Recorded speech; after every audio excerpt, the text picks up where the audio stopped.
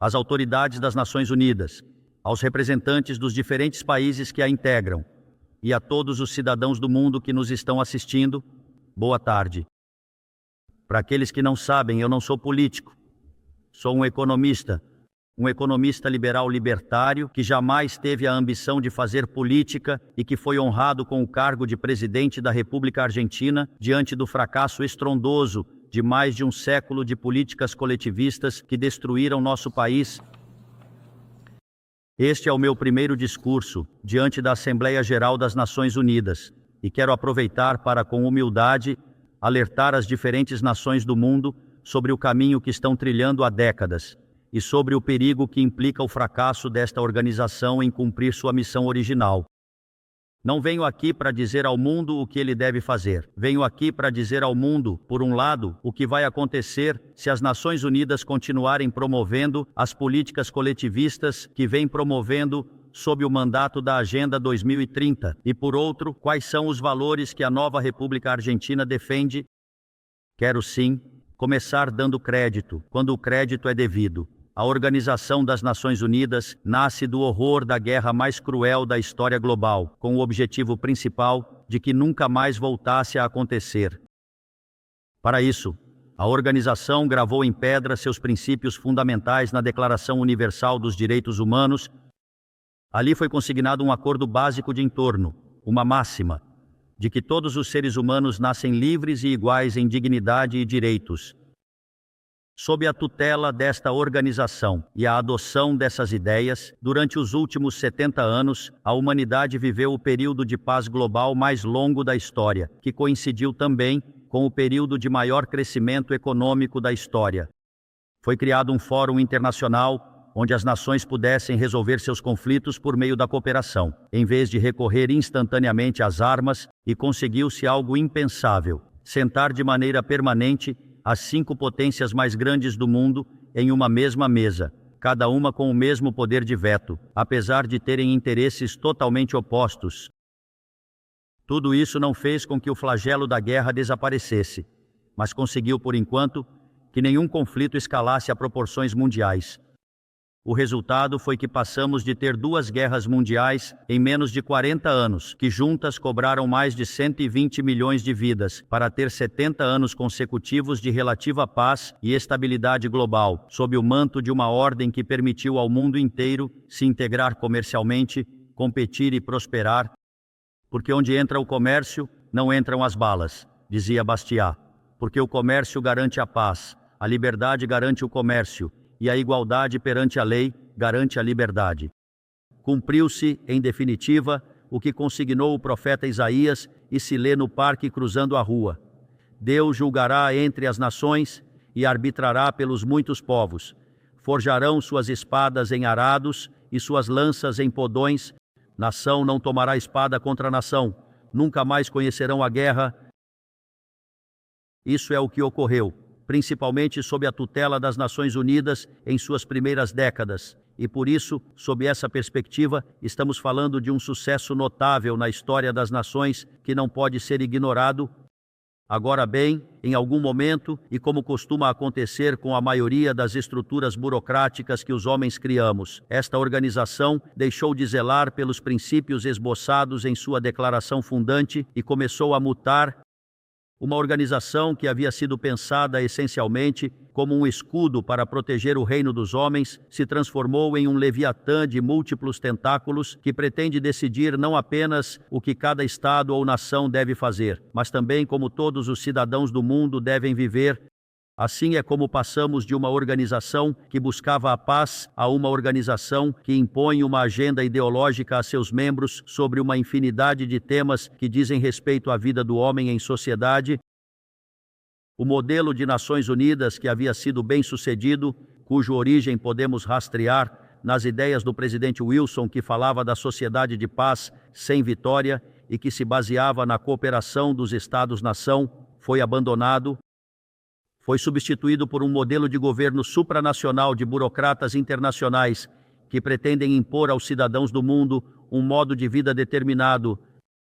O que está sendo discutido esta semana aqui em Nova York, na Cúpula do Futuro, não é outra coisa senão a profundização desse rumo trágico que esta instituição adotou, a profundização de um modelo que, nas palavras do próprio secretário das Nações Unidas, exige definir um novo contrato social em escala global, redobrando os compromissos da Agenda 2030 ICUS.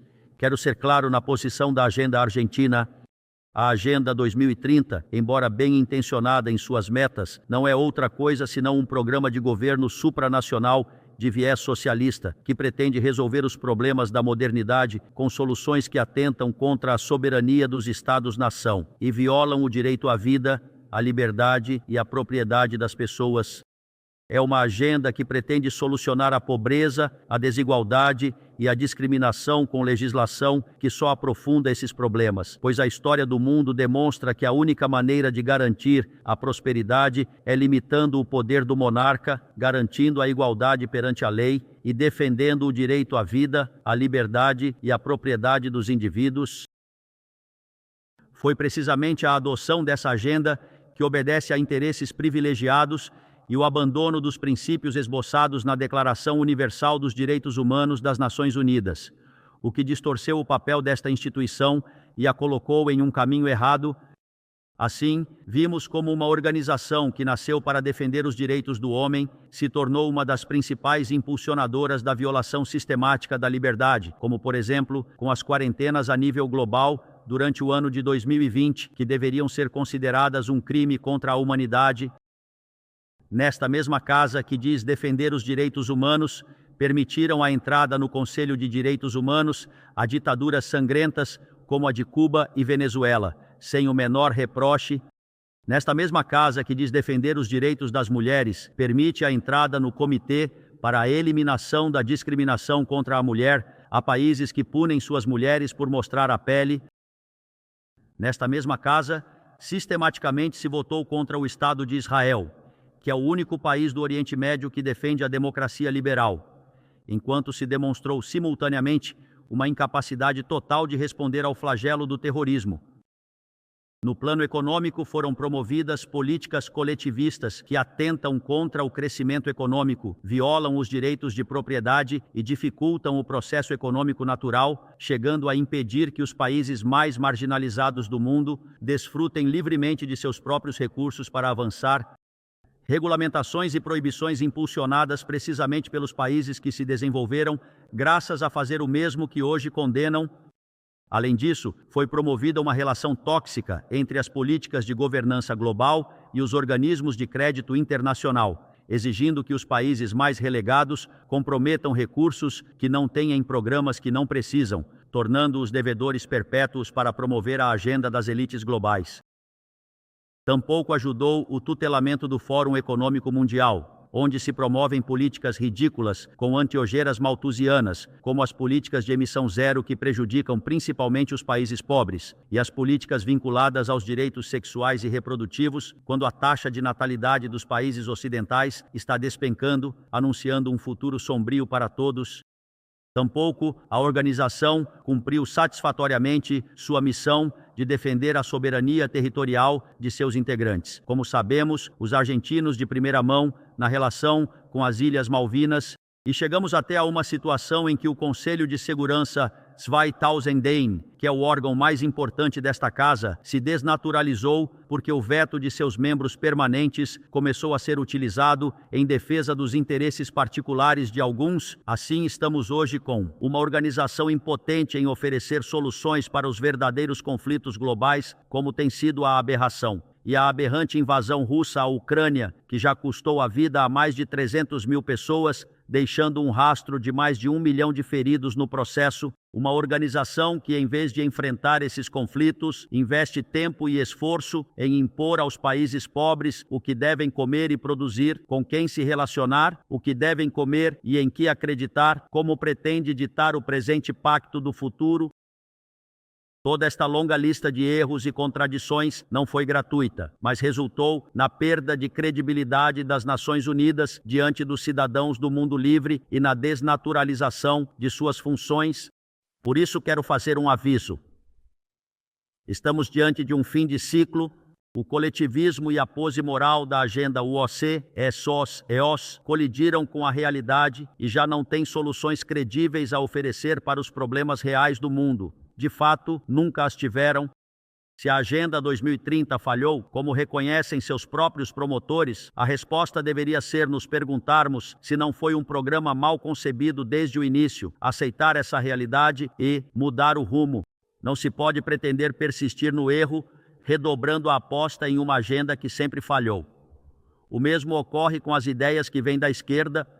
Eles projetam um modelo de acordo com o que o ser humano deveria fazer segundo eles, e quando os indivíduos agem livremente de outra maneira, não tem melhor solução do que restringir, reprimir e coartar sua liberdade. Nós, na Argentina, já vimos com nossos próprios olhos o que há no final deste caminho de inveja e paixões tristes: pobreza, embrutecimento, anarquia, uma ausência fatal de liberdade. Ainda estamos a tempo de nos afastarmos desse rumo. Quero ser claro sobre algo para que não haja más interpretações. A Argentina, que está vivendo um processo profundo de mudança atualmente, decidiu abraçar as ideias de liberdade.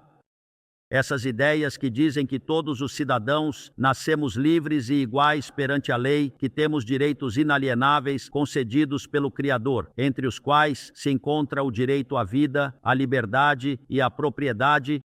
Esses princípios que ordenam o processo de mudança que estamos realizando na Argentina são também os princípios que guiarão nossa conduta internacional a partir de agora. Acreditamos na defesa da vida de todos. Acreditamos na defesa da propriedade de todos e acreditamos na liberdade de expressão para todos. Acreditamos na liberdade de culto para todos. Acreditamos na liberdade de comércio para todos e acreditamos em governos limitados, todos eles. E como nestes tempos, o que acontece em um país impacta rapidamente os outros, acreditamos que todos os povos devem viver livres da tirania e da opressão, seja ela na forma de opressão política, escravidão econômica ou fanatismo religioso. Essa ideia fundamental não deve ficar apenas em palavras, deve ser apoiada por ações, e diplomaticamente, economicamente e materialmente, através da força conjunta de todos os países que defendemos a liberdade.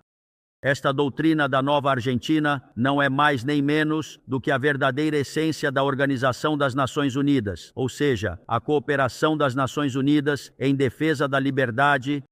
Se as Nações Unidas decidirem retomar os princípios que lhe deram vida e voltar a adaptar o papel para o qual foi concebida, conte com o apoio inabalável da Argentina na luta pela liberdade.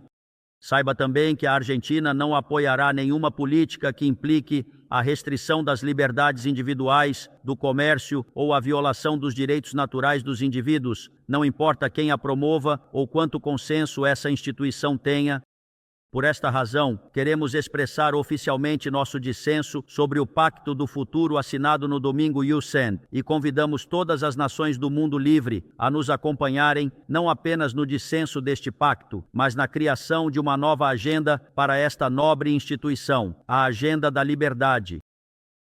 A partir deste dia, saibam que a República Argentina vai abandonar a posição de neutralidade histórica que nos caracterizou e estará na vanguarda da luta em defesa da liberdade, porque, como dizia Thomas Paine, aqueles que desejam colher as bênçãos da liberdade devem, como homens, suportar a fadiga de defendê-la. Que Deus abençoe os argentinos e todos os cidadãos do mundo e que as forças do céu nos acompanhem. Viva a liberdade, caramba! Muito obrigado!